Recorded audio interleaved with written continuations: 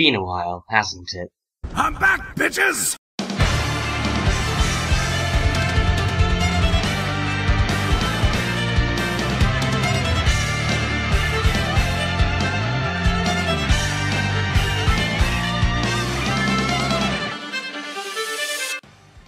As gamers, we have all been through countless of epic journeys with the main character that we all wish to be. The badasses that we control that kick ass and chew bubblegum, and the heroes that save the world, you name it. While the main character of a certain game is usually great, we do think that sometimes you gotta pay attention to the characters in the background. The sidekicks, also known as the supporting cast in a video game, is there to help the main character with deeds that he or she wouldn't be able to do by themselves, proving that supporting characters are important to the game overall. A lot of sidekicks out there can even be more popular than the actual main character, showing that sidekicks are definitely fan favorites. Now of course we have some things to go through before we actually start. Basic rules apply again, only one character per franchise of the games we've actually had our hands on.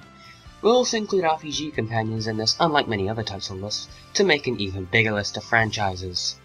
To celebrate the fact that we're surprisingly 2 years old now, this was the perfect opportunity to make the list where friendship plays a big part. After a long hiatus, I think it's time for us to give you something special. The gaming family proudly present our personal favorite supporting characters in video games.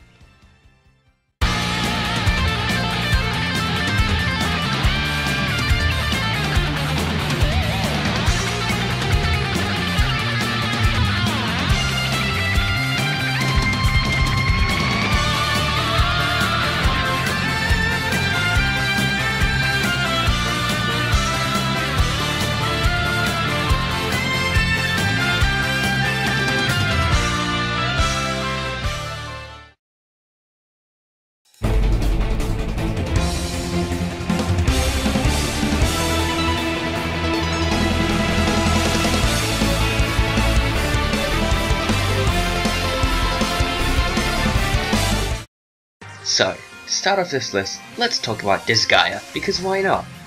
Anyway, Disgaea has a ton of supporting roles, such as Etna, Flan, Kenrick, and even some of the previous main characters come back in later installments as supporting characters. But I digress. For this list, I've chosen none other than Mr. Champloo from Absence of Justice. Mr. Champloo is one of the teachers in the Evil Academy, and oh man does he deliver! With his hilarious speech pattern, his seemingly weird addiction for using the word boom, Boom! Boom! Boom! and his beyond amazing laugh, Yeah!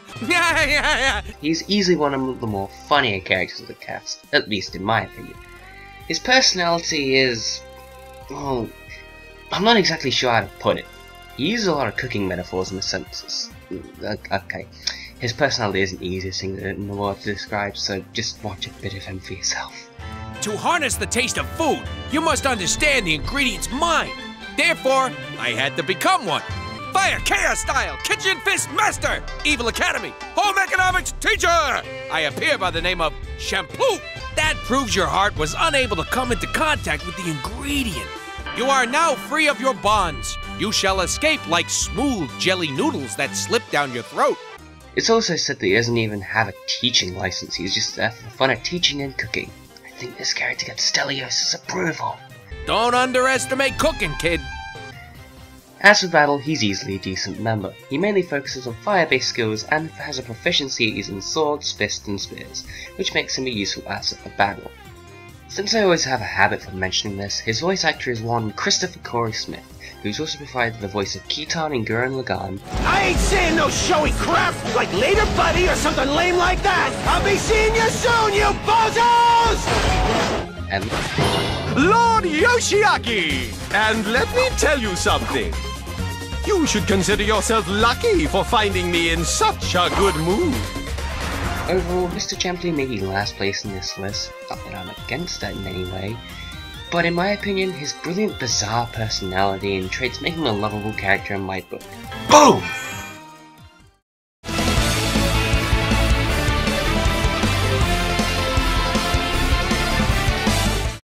Now, if you don't have me on Skype, you probably haven't heard my constant butt-fucking of Shadows of the Damned. So let me remedy that by talking about one of the best characters in the game, Johnson. How about you? Oh my god, oh my god, oh my god, oh my god, oh my god, oh my god, Shawik, Shawik, Shawik! Now that is a big boner. Johnson is a floating British skull, aka the best combo ever, who helps out our protagonist Garcia save his lover Paula from the demon lord Fleming. The fuck kind of a name is Fleming? Anyway, Johnson acts as a torch, multiple guns, a motorbike, since apparently every Suda51 character needs one, and of course, our resident dick joke. He's also the comic relief in the game, often having witty comments about the demon world and its residents, including his own family. Kinda. Friend of yours? Are you kidding?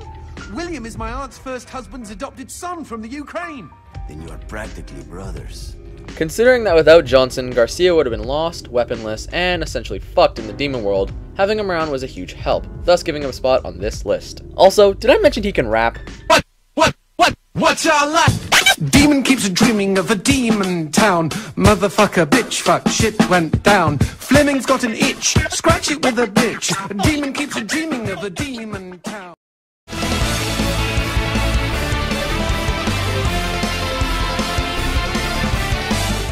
In the Mother series, there are many likable characters from all three games, such as the amazingly nerdy Jeff to the very likable Duster to the amazingly crazy Nintendo. Neato! But among all of them, we decided to talk about Kumatora from Mother 3. You first meet Kumatora in Oso Castle, about to cut off her leg to escape a bear trap until you remove the trap. Yes, I do realize how quickly this escalated. Kumatora's battle capabilities are great. She's mostly used for PSI attacking. Hell, she's the member of the party that can learn. But her physical attacks still pack a punch. The main reason why she's on this list, besides how useful she is in battle, is her personality. Kumatora is a tomboy, therefore she's often seen from the typical princess type of character in RPGs. Oh wait a minute, we kind of forgot to say she's a princess. Spoiler alert! Her tomboyishness results in some hilarious scenes, such as when she tries to get Lucas and Boney into a shower. Just take a damn shower already! So yeah, Kumatora is great. I think that's all that needs to be said.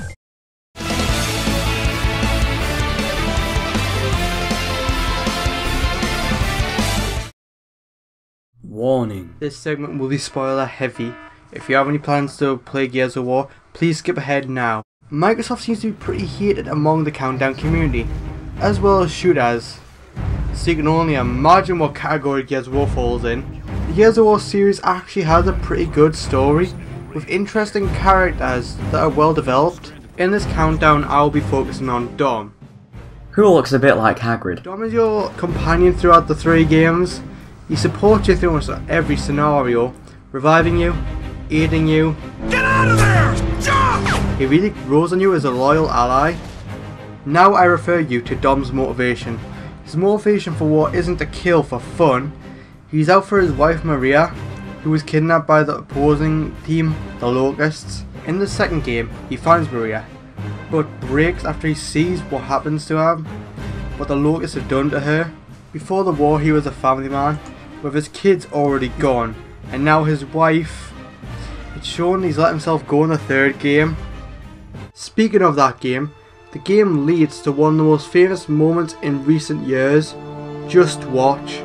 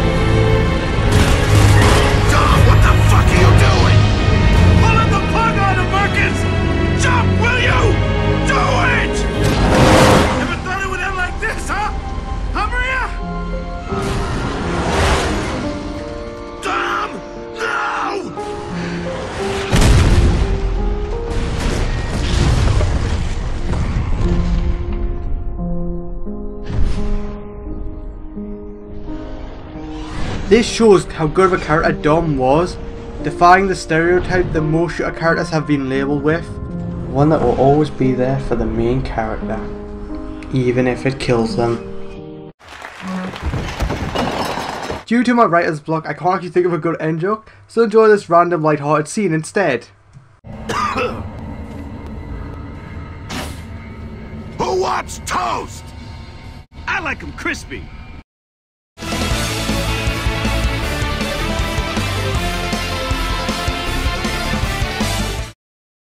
Throughout this entire list, you will see the loyal allies that will come to your side and help you no matter what the cost is, and this entry is among those loyal guards, with the sick morbid twist to it. I'm sure a good majority of you have played or at least heard of the amazing RPG known as Fire Emblem Awakening.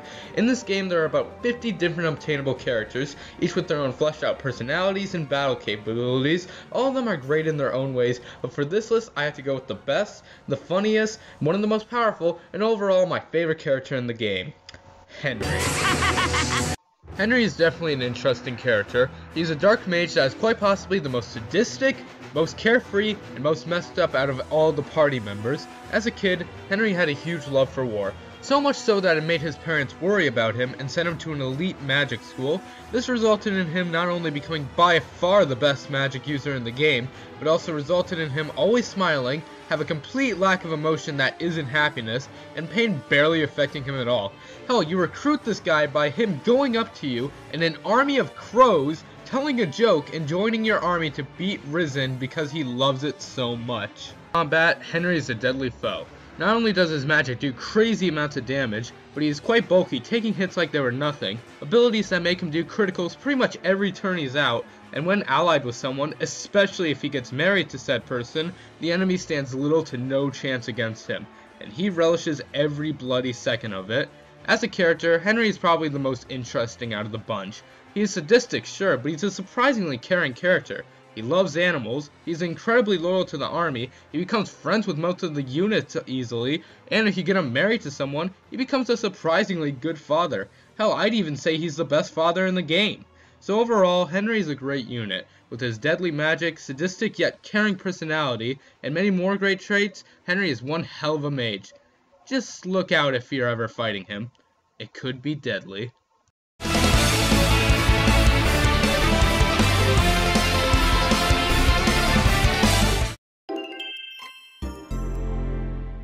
Wii Fit Plus, a game I play so much it doesn't want to play anymore.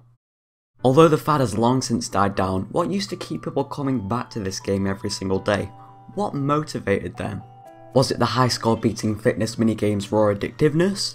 Or is it the characters like the flying panda heads and the Wii Fit piggies? Well, it's time to think outside the box. Because it's the Wii Fit Trainer. You know, like Nike, I like to think differently. And well, the Wii Fit Trainer simply isn't on here for their non-existent character. Male or female, it is for their continued advice and motivation for you physically getting fitter and better at the game. You seem to have reached your limit. Let's call the match off. Unlike real-life fitness trainers and many supporting characters, they actually train with you rather than simply encouraging you to do something. Even if it is just for the hardcore deep breathing, the fitness trainers will offer fourth wall breaking advice when they think you need it, not after every single scratch. Allowing you to have your own personal space and improve your muscles, posture and balance, and getting better at that penguin game when you're sliding on an iceberg in a penguin suit that should be in New Super Mario's Wii. Penguins. He/she might teach the art of mimicry rather than housing her own set of skills to the player, unlike other supporting characters, and this does hold the Wii Fit Trainer back, but when you weigh up the costs of a personal trainer in real life to a virtual personal trainer that will offer a range of exercises without all that expensive equipment and hassle and going somewhere and doing it in the comfort of your own home, you can thank the Wii Fit Trainer and Nintendo for supporting your wallet, and putting her in Smash Bros. And the welcoming British voice is also very supporting. If you're American. Work on that posture. Let's work together on deep breathing. Whether politely acknowledging or politely bragging, the Wii Fit Trainer is a character that literally motivates you to get better at the game every single day, brainwashing you into an endless fitness loop of supporting you into stellar shape with a balanced supporting role. And hey, if the Wii Fit Trainer isn't fit for you, then you could always get trained by a candle.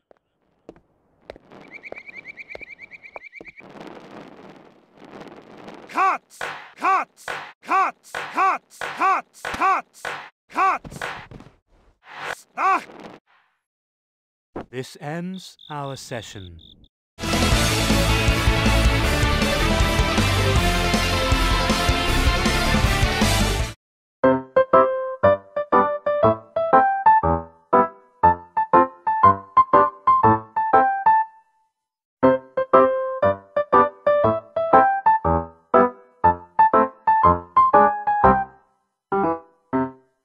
The World Ends With You has a cast of some of the quirkiest characters on screen. We've got the antisocial music-loving Neko, the fashionista with the stuffed cat, Shiki, the math-obsessed Shomina Mimoto, So Zeta Slow! And we also have the fan-favorite Kaoru Nagisa? No, but really, Joshua is one of those enigmatic characters that has a lot of secrets held within him. He's smart, cool, and he knows a surprising amount of knowledge about the UG and RG, but he is very prissy and arrogant, often going against the rules to get what he wants. He also knows a bit too much about how Neko died, to the point of suspicion. For combat, Joshua uses his phone to summon random objects over enemies to crush them, and he can use the phone's camera to stun enemies. But when you first make a pact with him, he cannot jump, so he relies on evading the enemy's attacks. But later on in the middle of the week, Joshua shows his true power by obliterating a taboo noise via summoning a pillar of white energy that varies in forms. To do this, Joshua needs to be levitating, which is a new ability. This allows him to call forth the pillars, but it also puts him in greater risk of damage.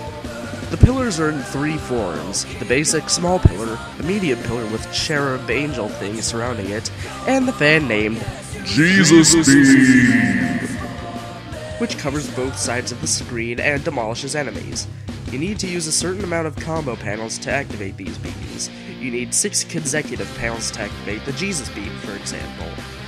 But there are a lot of odd things about Joshi. Neko is able to scan Joshi's mind, which implies that he doesn't have a player pin.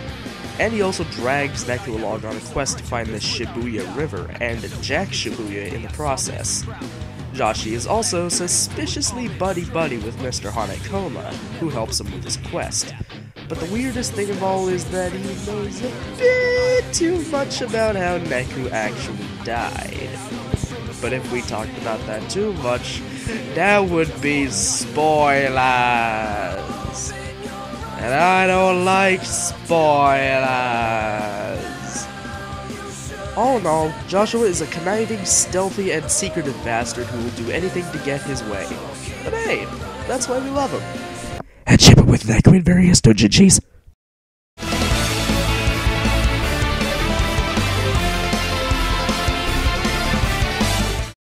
Another gaming family segment, another opening mouthful.